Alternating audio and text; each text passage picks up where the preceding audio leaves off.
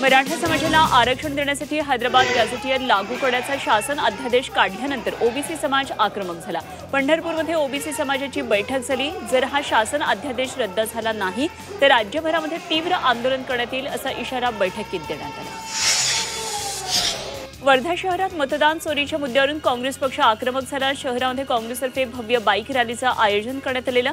या रॅलीमध्ये काँग्रेसचे जिल्ह्यातल्या प्रमुख पदाधिकारी आणि कार्यकर्ते मोठ्या संख्येने सहभागी झाले। नाशिकच्या आगामी कुंभमेळ्याच्या पार्श्वभूमीवर प्रशासनाच्या अधिकाऱ्यांनी साधू महंतांची भेट घेत चर्चा केली। यावेळी अधिकाऱ्यांनी तपोवन परिसरातल्या सदग्रामची देखील पाहणी केली। साधू महंतांच्या अडचणी जाणून घेत लवकरच कामांना सुरुवात करण्याची अधिकाऱ्यांनी माहिती दिली।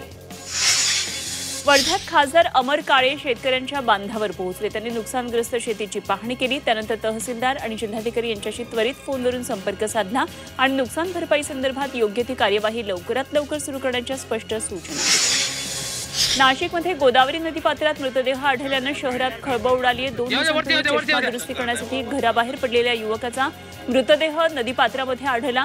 साहिलच्या मृत्यूचं नेमकं कारण स्पष्ट झालेलं नाहीये। या घटनेचा तपास आडगाव पोलीस ठाण्याकडून सुरू आहे। नाशिकच्या मालेगावमध्ये बेलबाग इथं वनविभागानं आणि पोलिसांनी कारवाई केली। बेकायदेशीरपणे नीलगाईचं मांस विक्री करणाऱ्याला अटक केली आणि त्याच्याकडून 35 किलो 500 ग्रॅम मांस आणि चाकू, 2 सुरे, वजन काटा जप्त केला। दरम्यान इतर आरोपींचा आता शोध सुरू आहे। पिंपरी चिंचवड पोलिसांनी अवैध शस्त्रांच्या विरोधात विशेष मोहीम राबवली। या मोहिमेमध्ये 50 पिस्तुलं जप्त केली। तसंच या मोहिमेमध्ये सर्व पोलीस स्टेशन, गुन्हे शाखा यांच्यामध्ये स्पर्धा घेण्यात आली। या स्पर्धेत गुन्हे शाखा युनिट 4नं 9 पिस्तुलं जप्त करत पहिला क्रमांक मिळवला। मुलुंडमध्ये रायकर कुटुंबियांनी गणरायासाठी इको फ्रेंडली डेकोरेशन तयार केलंय। गवत, पुठ्ठा, पेपर साहित्याच्या मदतीनं पर्यावरणपूरक डेकोरेशन उभारलंय।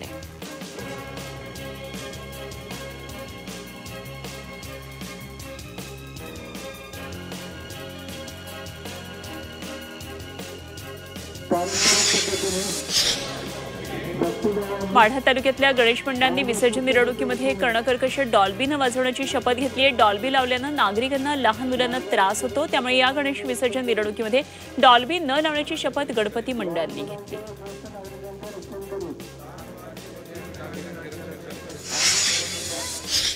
खासदार संदीपान भुमरेंनी जरांगे यांची भेट घेतली। संभाजीनगरमध्ये गॅलेक्सी हॉस्पिटलमध्ये त्यांनी भेट घेतली।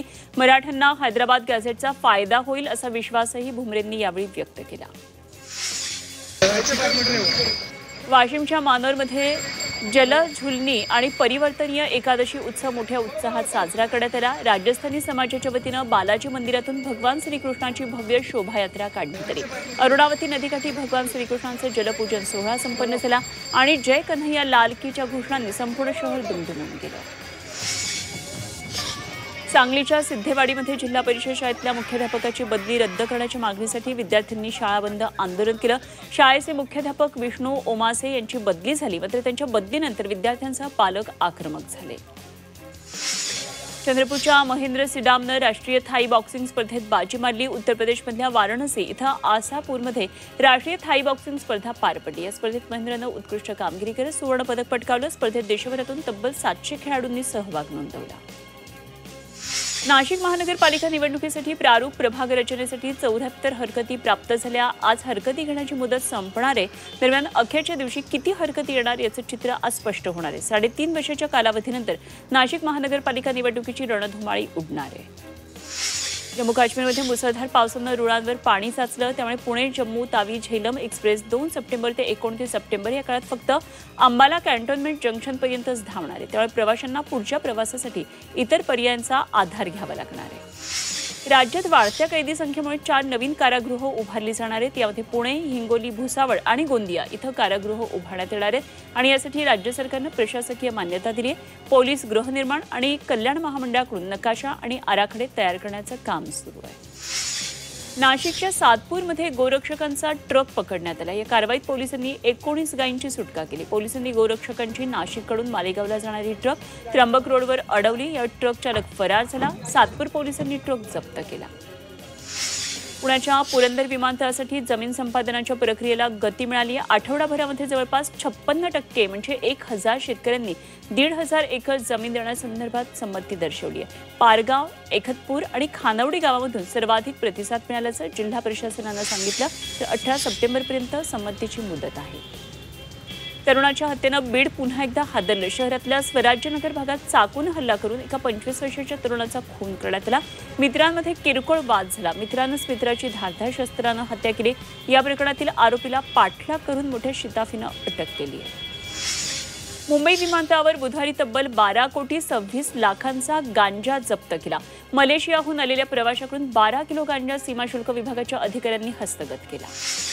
रायगडमध्ये माणगावच्या मुगवली इथं ऐन गणेशोत्सवामध्ये गणपती मंदिरातल्या दानपेटीची चोरी झाली। ही संपूर्ण घटना सीसीटीव्हीमध्ये चित्रित झाली। यामध्ये 2 चोरांनी मंदिराच्या दरवाजाचं कुलूप तोडलं, तर एक चोर हातात काठी घेऊन पाळत ठेवून असल्याचं दिसून येतंय। अमरावतीच्या अंजनसिंगमध्ये चक्काजाम आंदोलन करण्यात आलं। अंजनसिंगमध्ये बस स्थानक सुरू करण्याच्या मागणीसाठी आंदोलन करण्यात आलं। या आंदोलनात मोठ्या संख्येनं महिलांनीही सहभाग घेतला। जळगावच्या महापालिकेत गणेश विसर्जनाच्या पार्श्वभूमीवर पोलिसांनी सार्वजनिक गणेश मंडळाच्या पदाधिकाऱ्यांची बैठक घेतली। या बैठकीत पिण्याच्या पाण्याबरोबरच इतर कुठलीही सुविधा न मिळाल्यानं गणेश मंडळाच्या पदाधिकाऱ्यांनी नाराजी व्यक्त करत प्रशासनाचा निषेध व्यक्त केला।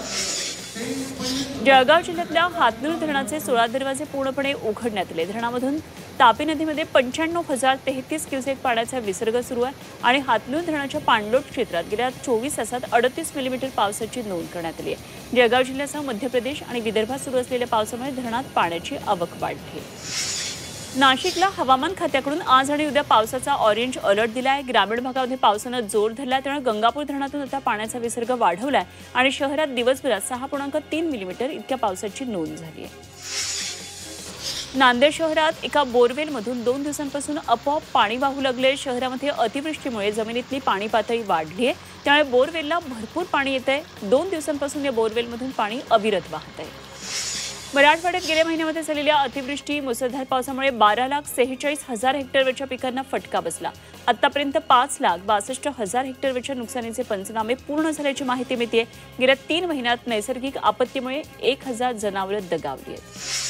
वाशिम जिल्ह्यात सुरू असलेल्या संततधार पावसामुळे जिल्ह्यात अनेक ठिकाणी नैसर्गिक धबधबे प्रवाहित झालेत। मानोरा तालुक्यात रतदवाडी जलप्रकल्पाजवळ निसर्गरम्य धबधबा तयार झाला। मोठ्या संख्येनं पर्यटकांची पावलं या धबधब्याकडे वळू लागलेत। तर दमदार पावसामुळे प्रकल्पाच्या जवळचा परिसर निसर्ग सौंदर्यानं नटलेला दिसतोय। चंद्रपूर शहर आणि जिल्ह्यात गेल्या 2 दिवसांपासून पावसानं थैमान घातलंय। पावसामुळे चंद्रपूर शहरातल्या झरपट नदीवरचा जुना पूल वाहून गेला, त्यामुळे भिवापूर बाबूपेठकडे जाणारा मार्ग पूर्णपणे बंद झाला। शेकडो ग्रामस्थ आणि विद्यार्थ्यांना फटका बसतो। भिवंडीत उड्डाणपुलावर एक भीषण अपघात झाला आणि 2 कार आणि दुचाकी यांच्यातला भीषण अपघातात बाईकस्वार उड्डाणपुलावरून खाली पडला। या अपघातात त्याचा जागीच मृत्यू झाला। अपघातात एक महिलाही गंभीर जखमी झाली आहे। सिंधुदुर्गला कोल्हापूरशी जोडणाऱ्या गगनबावडा घाटामध्ये मोठी दरड कोसळली, त्यामुळे तळेरे गगनबावडा मार्गावरची वाहतूक ठप्प झाली।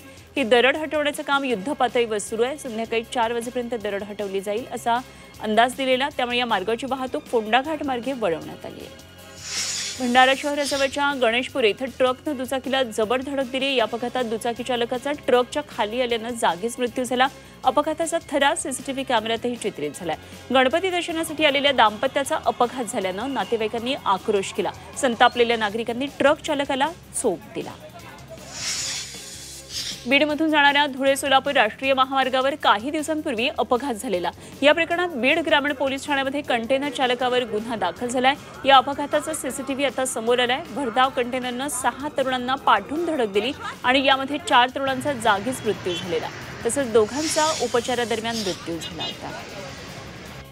मुंबईमध्ये घर विक्रीचा विक्रम झालाय। यावर्षी जानेवारी ते ऑगस्ट या काळामध्ये 99,000हून अधिक घरांची नोंदणी झाली आहे। घर नोंदणी झाली, त्यामुळे या काळातला सर्वाधिक मुद्रांक महसूल सुद्धा गोळा झालाय। राज्याच्या नोंदणी महानिरीक्षक आणि मुद्रांक नियंत्रक कार्यालयाकडून ही माहिती मिळाली आहे। मुंबईमध्ये चेंबूरच्या टिळकनगरमध्ये म्हाडाची आता 144 नवीन घरं बांधण्याचा निर्णय आहे आणि ही 19 मजली इमारत असणारी घरं आहेत। तर यामध्ये अल्प गटासाठी 74 आणि मध्यम गटासाठी 70 सदनिका असतील। भूमिपूजनानंतर घरांच्या बांधकामाला सुरुवात करून 2.5 ते 3 वर्षांमध्ये घरांचं बांधकाम पूर्ण करण्याचं मुंबई मंडळाचं नियोजन आहे। स्विगीनं युजर्सना झटका दिला. तर स्विगीवरून जेवण मागवणं चांगलंच महागणार आहे. स्विगीनं आपली प्लॅटफॉर्म फी प्रति ऑर्डर 15 रुपये वाढवली आहे आणि आत्तापर्यंतची सर्वात जास्त प्लॅटफॉर्म फी आहे. मुंबईत एसी लोकलची संख्या वाढणार आहे. रेल्वे प्रवाशांच्या सोयीसाठी 238 वातानुकूलित रेल्वे गाड्या करण्याच्या प्रस्तावाला मंजुरी मिळाली. यासाठी 4,826 कोटी रुपयांचा निधी रेल्वे बोर्ड आणि राज्य सरकारकडून उभारला जाणार आहे. यामध्ये राज्य सरकार 50% खर्चाचा भार उचलणार आहे. वाशिम जिल्ह्यात आरोग्य सेवेत 165 पदं रिक्त आहेत. या रिक्त पदांमुळे रुग्णांना आरोग्य सेवा देताना मोठ्या अडचणी निर्माण होतात. जिल्ह्यातल्या आरोग्य यंत्रणेकडे एकूण 453 पदांची मंजुरी आहे. त्यापैकी केवळ 288 पदं कार्यरत आहेत आणि विशेष म्हणजे तज्ज्ञ डॉक्टरांची मोठी कमतरता भासते. नाशिकच्या दिंडोरी परिसरात शिकारीच्या शोधात असलेला बिबट्या थेट पोल्ट्री फार्ममध्ये शिरला. बिबट्यानं 7 ते 8 कोंबड्या फस्त केल्या. वन विभागाच्या अधिकाऱ्यांनी रेस्क्यू करून बिबट्याला पोल्ट्री फार्ममधून बाहेर काढलं. यावेळी बिबट्याचा वावर वाढला आणि त्याचा बंदोबस्त करण्याची आता मागणी नागरिक करतात. नाशिकच्या पाथर्डी फाटा परिसरात पुन्हा एकदा बिबट्या आढळला. काही दिवसांपूर्वी बिबट्याच्या हल्ल्यामध्ये एका मुलाचा मृत्यू झालेला. त्यामुळे नागरिकांमध्ये भीतीचं वातावरण पसरलं. या बिबट्याचा व्हिडिओ सोशल मीडियावरही व्हायरल होतोय आणि लवकरात लवकर या बिबट्याचा बंदोबस्त करावा अशी मागणी होती. मुंबईच्या समुद्री किनारपट्टीवर ऑगस्ट ते ऑक्टोबर दरम्यान ब्लू बटन जेलीफिश, स्टिंगरे अशा प्रजातीच्या माशांचा वावर अधिक दिसून येतो. त्यामुळे विसर्जनादरम्यान जेलीफिशचा दंश होऊ नये याची काळजी घेण्याचं आवाहन प्रशासनानं केलं आहे. मत्स्यदंश झाला तर चौपाटी परिसरातल्या वैद्यकीय कक्ष सज्ज ठेवण्यात आला. जपानच्या जोएत्सूमध्ये पूर आणि पावसानं जनजीवन विस्कळीत झाले. अनेक भागामध्ये पाणी साचले. रस्ते सुद्धा जलमय झाले.